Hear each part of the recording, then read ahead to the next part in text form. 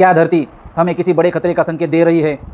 ज़रा सोचिए, अगर एक ही हफ्ते के अंदर दुनिया के अलग अलग देशों में लगातार शक्तिशाली भूकंप आने लगे, लाखों लोग अपने घरों को छोड़कर जाने के लिए मजबूर हो जाए, इमारतें कुछ ही सेकंड में मलबे में बदल जाए और हज़ारों परिवार एक पल में सब कुछ खो दें, तो क्या यह सिर्फ एक संयोग है या फिर धरती के भीतर कुछ बड़ा बदलाव हो रहा है?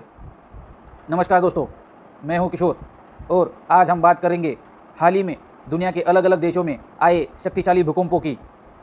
हम जानेंगे वेनेजुएला में आखिर क्या हुआ, जापान और इंडोनेशिया के बारे में बार बार धरती क्यों काँप रही है, क्या इन घटनाओं के बीच कोई संबंध है और क्या भारत के लिए इससे कोई सबक निकल सकता है? तो चलिए शुरुआत करते हैं। सबसे पहले बात करते हैं कि वेनेजुएला की। पिछले कुछ दिनों में वेनेजुएला में आए शक्तिशाली भूकंप ने पूरी दुनिया का ध्यान अपनी ओर खींच लिया है। रिपोर्टों के अनुसार पहले एक बड़ा झटका महसूस किया गया और इसके कुछ ही समय बाद और शक्तिशाली भूकंप आने लगे। कई इलाकों में इमारतें क्षतिग्रस्त हो गई, सड़कों में दरारें पड़ने लगी, बिजली और संचार सेवाएं भी प्रभावित होने लगी। मुख्य भूकंप के बाद कई आफ्टर शॉक महसूस किए गए। हर नए झटके के साथ लोगों में डर का माहौल बढ़ता गया। कई परिवार रात भर खुले मैदान में रहने के लिए मजबूर हो गए। लेकिन दोस्तों, इस प्राकृतिक आपदा के बीच भारत ने पूरी दुनिया का ध्यान अपनी ओर खींचा है। भूकंप के बाद भारत ने तुरंत ऑपरेशन अमिस्ताद लॉन्च किया। इस मिशन के तहत भारतीय वायुसेना के 2 C-17 ग्लोब मास्टर विमान वेनेजुएला के लिए रवाना कर दिए गए हैं। इन विमानों के जरिए 35 टन से अधिक राहत सामग्री, दवाइयाँ, चिकित्सा उपक्रम और भारतीय सेना की 41 सदस्यीय मेडिकल टीम और रेस्क्यू टीम भी इसमें भेजी गई है।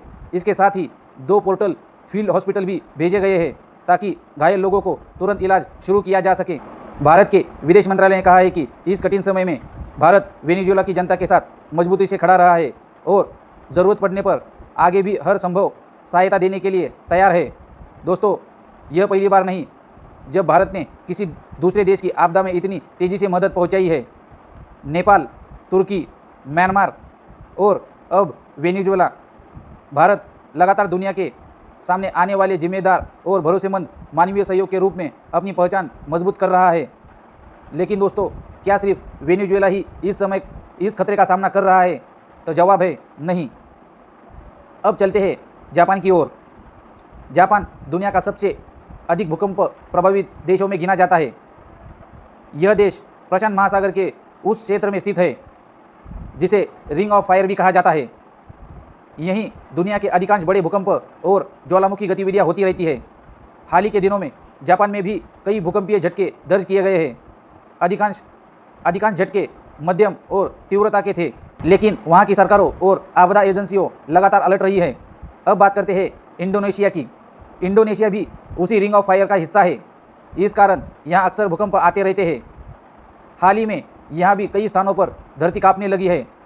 विशेषज्ञों ने लोगों से सतर्क रहने और स्थानीय प्रशासन के निर्देशों का पालन करने की अपील की है। इसके अलावा दक्षिण अमेरिका और प्रशांत क्षेत्र के कुछ अन्य हिस्सों में भी हल्के और मध्यम तीव्रता के भूकंप दर्ज किए गए हैं। यानी दुनिया के कई हिस्सों में धरती लगातार सक्रिय बनी रही है। अब सवाल उठता है कि आखिर इतने सारे भूकंप क्यों आ रहे हैं? दरअसल हमारी पृथ्वी कई विशाल टेक्टोनिक प्लेटों पर बनी हुई है।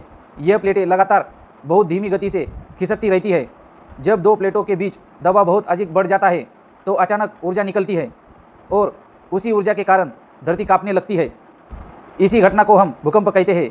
यही कारण है कि रिंग ऑफ फायर में आने वाले देशों में सबसे ज़्यादा भूकंप आते हैं। लेकिन क्या इतने देशों में लगातार भूकंप आना किसी बड़ी वैश्विक खतरे का संकेत है? विशेषज्ञों का कहना है अभी तक ऐसा कोई वैज्ञानिक प्रमाण नहीं मिला है जिससे यह कहा जा सके कि अलग अलग देशों में आए सभी भूकंप आपस में सीधे जुड़े हुए थे या कोई वैश्विक आपदा आने वाली है। हालांकि जहां भूकंपीय गतिविधियां होती है वहां भविष्य में भी भूकंप आने की संभावना अधिक बनी रहती है। इसीलिए तैयारी और जागरूकता सबसे बड़ा हथियार माना जाता है। अब बात करते हैं भारत की।